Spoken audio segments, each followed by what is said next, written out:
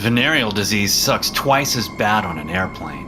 Because you can't scratch your balls without some cranky passenger bitching to the flight attendant that a terrible man is fondling himself in the aisle seat. And it's not even my fault that I have to sit by the aisle. That's just the nature of my job. The man sitting next to me blinked awkwardly, as though still getting used to a body that wasn't entirely his. He kept his eyes very wide behind his round spectacles, first staring at the seat ahead, then pivoting to face me.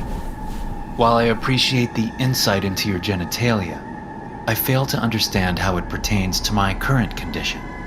He responded with a robotic softness. I sighed. It's called making conversation, Millard.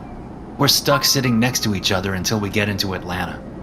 So we pretend to be interested in mundane shit that would otherwise get left unsaid. It, prevents people from being alone with their own thoughts. He tottered his head back and forth on his thin neck, looking for all the world like he was trying to balance the damn thing on a stick. What's wrong with your own thoughts? I shrugged uncomfortably. If we really think about it, we end up realizing that no one truly knows us, which makes us wonder how long the world will remember our presence after we die. Look, Millard, don't be a fucking downer. Either come up with a better topic of conversation, or hear me out when I talk about just how badly it burns when I pee. He rotated slowly around to the empty window seat next to him. We could have had more companionship, but you were the one to arrange a vacant seat between me and the wall, he slowly said as he lifted his hand to point. I snatched his wrists and quickly stuffed them under the coat on his lap. What did I just explain to you? I hissed in a furious whisper. Don't let anyone see those cuffs. People will freak out. I looked down at the rigid carbon fiber bonds on his wrists, then hastily wrapped his gray jacket around them. People freak out when they hear that prisoners are being transported on their flight, so please, keep a low profile. He stared at me, expressionless, before offering an excessively wide smile. Paired with his perfectly hairless head, the effect was quite chilling. I grunted. No offense there, Millard, but you suck as a traveling companion. Did you know that I used to play baseball for the University of North Carolina? The team traveled all over the country. Those guys were great. They would listen to stories about my genitalia. Did those stories also involve venereal disease? Millard licked his lips softly. Of course they did, Millard. Where do you think I learned to pronounce trichomoniasis? We were somewhere over Texas when it became unbearable. Hey, Millard, wake up, I urged as I poked his forehead.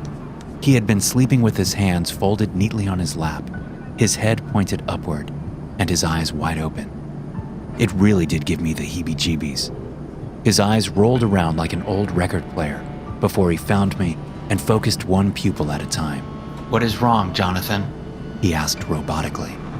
I don't know what I picked up from that chick, but my bladder feels like it's ready to unleash a demonic horde of sulfur ants. But how does that? It affects you because I cannot leave you alone, even to piss. I shot back in exasperation. We have been over this, Millard. But the average airline bathroom only has 60 cubic feet of, and I am not looking forward to sharing those 60 cubic feet with you. But this piss is coming now, so I can either wet in my pants like that creep Jimmy Fisher from middle school, or we can find a toilet. Considering this fire urine just might burn a hole in the fuselage, I've decided that it's wisest to deposit it in the proper receptacle. I unbuckled us both and stood, trying my best to ignore the tiny explosions of pain in my crotch, and led my companion by his hands on our journey to the restroom. As I opened the door to slip inside, I noticed a woman gawking at us in repulsion. I stared right back. Don't judge us like you know us, sister, I snapped, before pushing Millard toward the toilet. It seems that there is not sufficient space for us to occupy this room without continuous physical contact. Is it customary to engage in this endeavor with my buttocks or with my genitalia pressed against your posterior? Nothing is customary about this, you freak. Now pretend you can't see me while I piss. Why would I pretend when it's obvious what you're doing? Because shut the fuck up, Millard. I tried to relax, and then I finally started peeing. Have you ever imagined what it would feel like if a scorpion wore a suit of broken glass while scurrying through your urethra? I hadn't either. It was at that particular moment, with my garden hose spouting fire, the bald criminal pressed up against my ass in an airplane bathroom, and my glory days of college athletics, now 4 years in the rearview mirror, that I realized my life was at its lowest. That's when the announcement came through the speakers. Ladies and gentlemen, this is your captain speaking. He sounded muted, defeated. The men you're seeing in the aisle have infiltrated the cockpit. It was too painful to stop midstream, so I whipped my hose back inside my pants while I was still going. How the fuck did they do that? I whispered to Millard. The cockpit is supposed to be ironclad. He stared back at me without any noticeable change in his vacant gaze. The speaker crackled once more. Please remain calm while we reroute the flight. We will be cooperating fully with these individuals. Nothing made sense. Then they forgot to turn off the speaker. Because they have my daughter, Sid. She's 8 years old. And I know that we're breaking protocol. The speaker was cut off instantly. Shit, I whispered. Do you need me to stay in here while you defecate? Millard asked innocuously. Fuck, man. How do you not get what's happening outside? Of all the flights to be hijacked, I'm here with you. I stared at him, slack-jawed. Then I refocused. Do you want to die today, Millard? All options considered, I'd rather not. I took a deep breath. If I do this, you need to cooperate. You want to be on good terms with my bosses, right? He furrowed his brow. I don't think they like me very much. I can assure you that the feeling is mutual. I sighed. Millard, my man. I said as I pulled the key from my back pocket.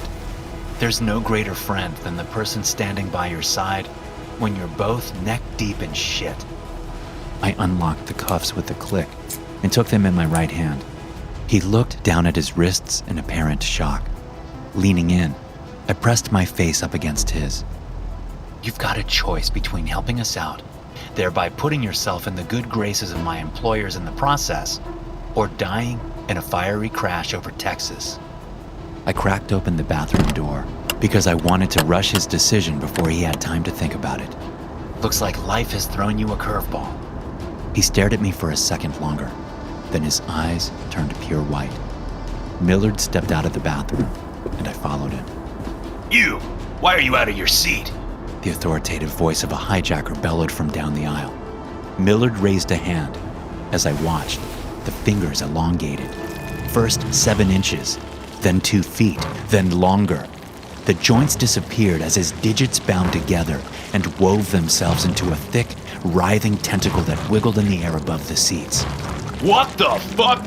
Millard launched his arm forward, the appendage lengthening beyond my view and cutting out the voice of the man who had yelled. Everyone in the cabin screamed. Millard smiled a large, genuine, hungry smile as he walked away from me.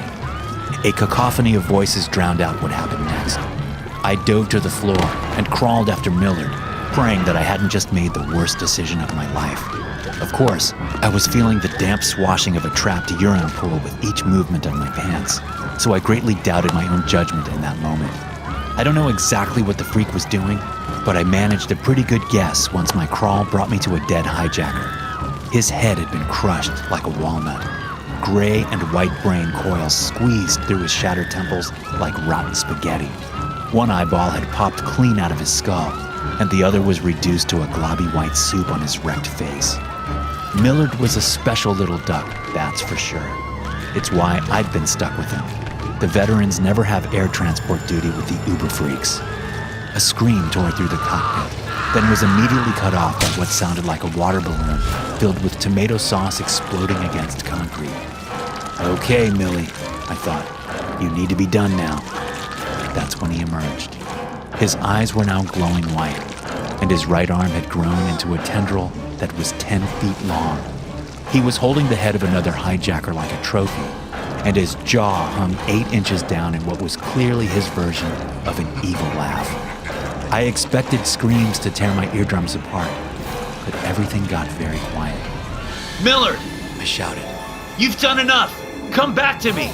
Now! He was either unwilling or unable to hear my demands.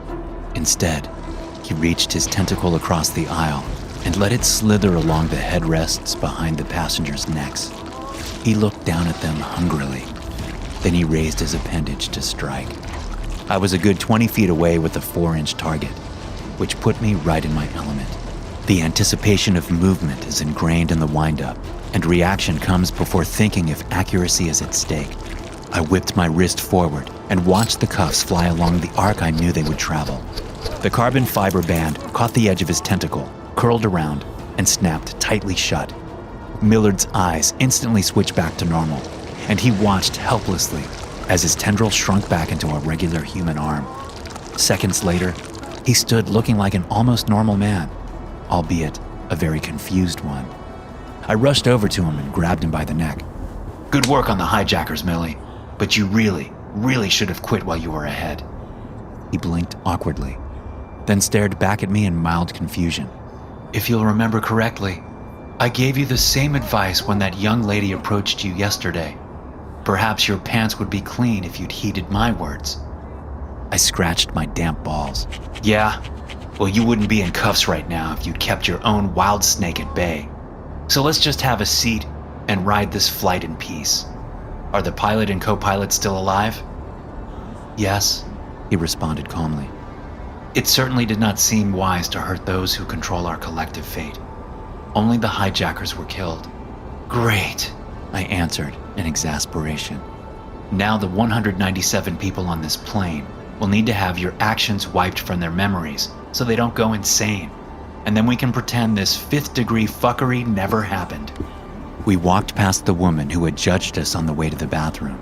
If she were staring at us any harder, her eyes would have actually popped out of her head. I smiled at her. At this point, ma'am, you can cast all the judgment you want. Hell, I had sex with 5 strangers in 3 days, picked up an exotic disease, and learned nothing in the process. Doesn't matter what you think, because Flight 1913 is making an unscheduled stop in New Orleans so that my people can make you forget everything before we hit Atlanta.